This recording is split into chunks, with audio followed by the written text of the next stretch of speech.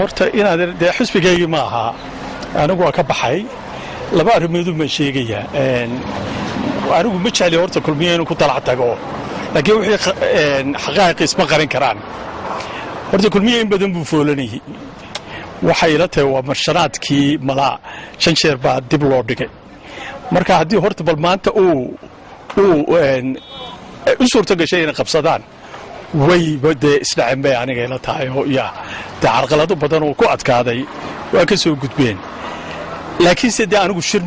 shir xusbi kumaan arag anigu shir beeleed baan meeshan ku arkay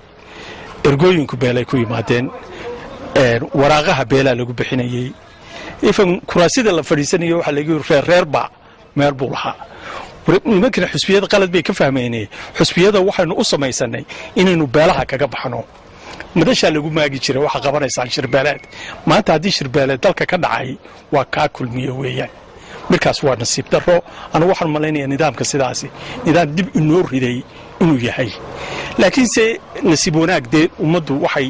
shuqul ku leedahay ma aha waa u soo socdaa waxaan kaloo leeyahay shirkani shir wax ka soo baxayaan ilama eka shir la isku dooranayo maaha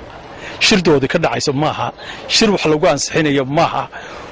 de adigu shirbeeleedu wax la soo qorsheeyo kii shuuciga mooska ka dhici jiray ka daran yum baan anigu arkaya laakiin anagu mid waan ku faraxsanahayo in badan baa ummadda lagu mashquuliyay shir kulmiye horta inuu mar ina dhaafo waa loo baahan yahay halkaa ay nagu dhaafo waxaanu anagu leenahay haddaanu nahay mucaaradka walaal shirkiinay qabsatee odaygii dalkii oo dhan mariyey soo dabaalayey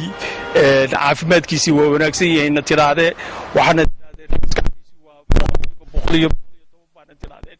intaba idinka qaadanay waxa kaliya inuu doonayna wax weeyaan idinku waxay soo haysataan inay dawlad wanaagsan tihiin iyo xisbi wanaagsan annagu waxaanu idigu haysataa qafadnayd ugu dhibaatada ugu xasashada badnayd ugu tamarta yarayd oo loo baahan yahay dalka in laga qabto xisbigaasna waxaanu u haysanaa xisbi ay u dhammaatay maanta oo meel maxaa la odhan jiray uu ka hadaafay koraygu ka hadaafay baanu u haysanaa waa xisbi uma haysanaa beelo isu yimi baanu u haysanaa anagu maxayna kala saaraya markaa waxayna kala saaraya waa ummadda waa bulshada Soomaaliland doorashadii inoo qabta